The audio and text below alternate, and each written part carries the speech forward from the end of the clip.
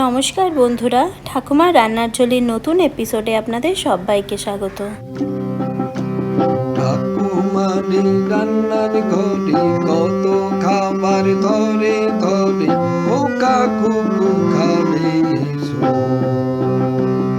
খাও মাও খাও, রান্নার গন্ধ পাও, চেটে পুটে খাও। খাও মাও খাও, রান্নার গন্ধ পাও, চেটে পুটে খাও। খাবো খাবো খাবো খাবো খাবো খাবো খাবো খাবো খাবো। কেমন আছেন সবাই? আশা করি সবাই খুব ভালো আছেন। ঠাকুমার রান্নার ঝুলির পক্ষ থেকে আজকে আমরা আবার একটা নতুন রেসিপি নিয়ে হাজির হয়েছি।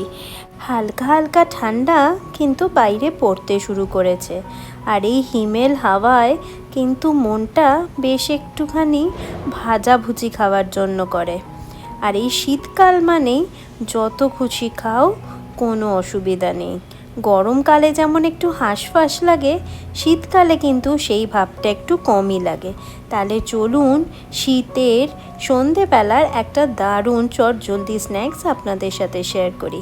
আজকে আমরা পনির দিয়ে একটা রেসিপি তৈরি করব। বিয়ে বাড়িতে কিন্তু আমরা অনেকেই পনির স্যাটে বলে একটা জিনিস খেয়ে থাকি, কিন্তু বাড়িতে সেটা কি করে তৈরি করতে হয় সেটা অনেকেই আমরা জানি না। আজ সেই রেসিপিটাই আপনাদের সাথে শেয়ার করব। তার জন্য এখানে 200 গ্রাম মতন পনির নিয়েছি, দিয়ে সেটাকে এরকম কিউব করে কেটে নিয়েছি। বাড়িতে থাকা যেসব মশলা থাকে সেই দিয়েই কিন্তু খুব ইজিলি করে নিতে পারবো।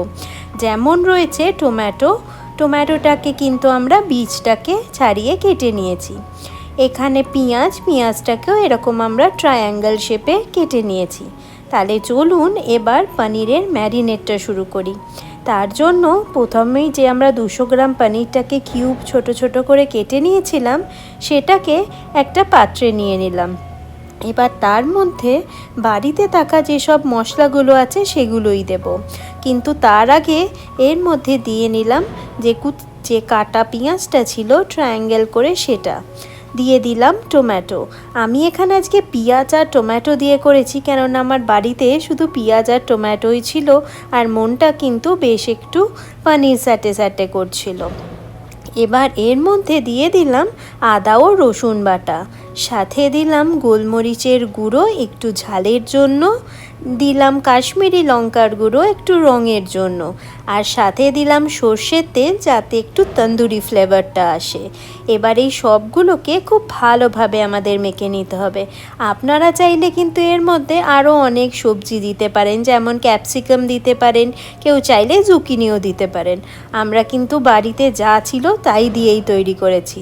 সাথে দিয়ে দিলাম স্বাদ মতন একটু নুন ছাড়া কোনো খাবারের আবার টেস্ট হয় নাকি, তাই অবশ্যই নুনটা দিতে কিন্তু ভুলবেন না, আর নুনটা অবশ্যই লাস্টে দেবেন। এবার চলুন আমরা এর ব্যাটারটা তৈরি করি। তার জন্য একটা পাত্র নিয়ে নিয়েছি, আবার তার মধ্যে নিয়ে নিলাম 3 টেবিল চামচ মতন ময়দা, আর তার সাথেই আমরা দিয়ে দেব এর মধ্যে একটু ঝালের জন্য কাঁচা লঙ্কা। আপনারা যে যেমন ঝাল খাবেন সেই মতন এখানে কিন্তু কাঁচা লঙ্কা ব্যবহার করবেন।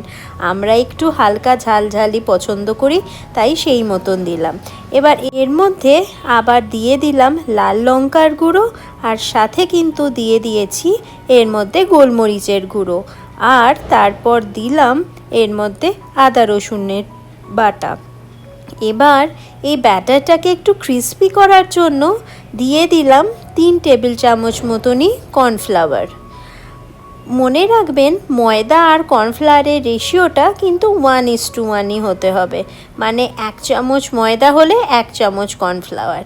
এবার এর মধ্যে দিয়ে দিলাম স্বাদ মতো নুনের ব্যাপারটা এখানে বলে রাখি, নুনটা না একটুখানি বেশি করে রাখবেন এখানে, কেননা পনিরের মধ্যে আমরা অল্প নুন ব্যবহার করেছি, আর কোটিংটা যদি একটু বেশি নুন না হয় তাহলে কিন্তু পনিরের ভেতরে নুনটা ভালোভাবে ঢুকবে না।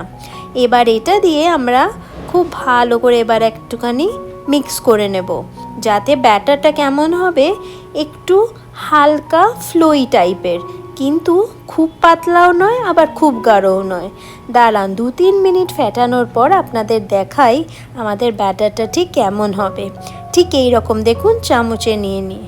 এবার চলুন পনিরগুলোকে রেডি করি। তার জন্য এখানে যে টুথপিক হয় সেই টুথপিকের মধ্যে দুটো করে পেঁয়াজ আগে দিয়ে নিলাম, তার মধ্যে দিয়ে দিচ্ছি এবার পনিরের টুকরোটা, আর তার মধ্যে এবার দেব হচ্ছে একটা করে টমেটো স্লাইস। ঠিক এইভাবেই কিন্তু আমরা জিনিসটাকে রেডি করে নেব। দেখুন দেখতে কি কিউট লাগছে না? এক্ষুনি দেখতে এত কিউট লাগছে, ভাজার পর তো খেতে কতই না ভালো হবে। তাহলে চলুন আমরা সব কটা ঠিক এইভাবেই রেডি করে নিই। দেখুন আমাদের ঠিক এতগুলো তৈরি হয়েছে। আমি আপনাদের গ্যারেন্টি দিয়ে বলতে পারি একবার খেলে এটা বারবার খেতে চাইবেন, আর একটাতে একদমই মন ভরবে না। চলুন এবার এটাকে ভাজার জন্য সাদা তেল গরম করতে বসিয়েছি। আমরা এখানে শ্যালো ফ্রাই করেছি, আপনি কিন্তু চাইলে এটাকে ডিপ ফ্রাইও করতে পারেন। এবার এই ব্যাটারের মধ্যে চুবিয়ে এইভাবে ঠিক আমাদের ভেজে নিতে হবে। একটু কম আঁচে ভাজবেন, না হলে কিন্তু পনিরগুলো পুড়ে যাবে, আর বাইরের ব্যাটারটাও কিন্তু খুব একটা ভালো টেস্টি হবে না। তাই ফ্লেমটাকে মিডিয়াম টু হাইয়ে রেখে দেবেন, আর সবগুলো একবারে দেবেন না, অল্প অল্প করে দিয়েই একটুখানি ভাজবেন। ওই কথায় আছে না, সাভার কা ফল মিঠা হতা হ্যায়, এইখানে আমাদের সাভার কা ফল হবে নোনতা বা চটপটা। তাহলে চলুন এইভাবেই আমরা সবগুলোকে ভেজে নিই। কি রেসিপিটা খুব ইজি না, আর খুব চটজলদি হয়ে গেল না? তাই পরের বার যখন মনটা এরকম একটু ভাজাভুজি খাওয়ার জন্য হবে, তখন বাইরে না যে বাড়িতে খুব চটজলদি 10 মিনিটে এই রেসিপিটা অবশ্যই আপনারা ট্রাই করবেন। আর ট্রাই করার পর আমাকে অবশ্যই জানাবেন যে এই রেসিপিটা আপনাদের কেমন লাগলো। আমি কিন্তু একদম শিওর যে এই রেসিপিটা একদম রেস্টুরেন্ট বা ওই বিয়ে বাড়ির স্টাইলের পনির স্যাটের মতনই আপনাদের খেতে লাগবে। তাহলে চলুন আমরা এটাকে ভেজে নিয়ে সার্ভ করে নিয়ে আবার আপনাদের সাথে দেখা হচ্ছে। 5 মিনিট মতন উল্টে পাল্টে একদম ভেজে নিয়েছি। দেখুন কি সুন্দর লাগছে দেখতে। এইটা একদম রেডি। আপনারা চাইলে কিন্তু এটাকে সস দিয়ে খেতে পারেন, কিন্তু আমার মনে হয় সসের প্রয়োজন হবে না, এমনি এটা যথেষ্ট টেস্টি লাগবে আপনাদের। তাহলে আমাদের রেসিপিটা ভালো লাগলে আমাদের চ্যানেলটাকে একটা সাবস্ক্রাইব করার অনুরোধ রইল, আর পাশে থাকা বেল বাটনটা যদি আপনারা ক্লিক করে দেন তাহলে আমাদের রেসিপি সবার আগে আপনিই দেখবেন।